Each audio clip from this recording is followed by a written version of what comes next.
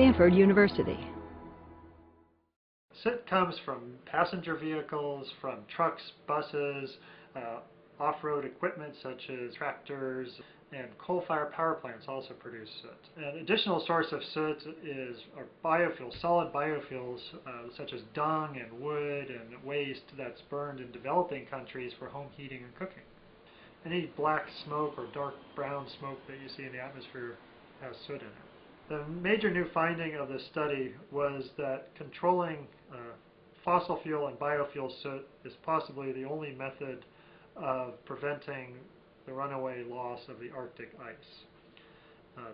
We may not be able to save the Arctic ice from disappearing, but the controlling of soot will reduce the effects on the Arctic the greatest in the next 10 to 15 years. And that's just because soot has such a short lifetime and such a powerful warming effect, particularly over the Arctic. It actually heats the air itself about 1,000,000 times more per unit mass than does carbon dioxide.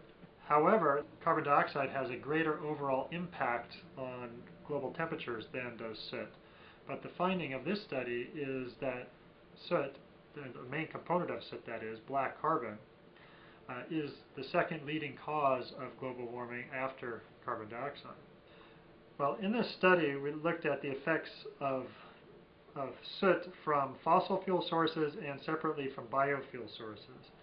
Both cause warming, but the fossil fuel soot causes much more warming. However, the biofuel soot causes a lot more health damage worldwide because it's mostly emitted in developing countries where population centers are pretty large. And the biofuel soot kills about 1.5 million people per year worldwide. And that's about a death rate of about 8 times greater than that of fossil fuel soot, which is also significant. Soot has been controlled primarily as an air pollutant to date in many countries of the world, but not as a climate warming agent.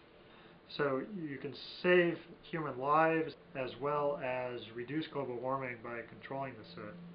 And so I think it's critical that policymakers consider methods of controlling the soot emissions for purposes of climate legislation.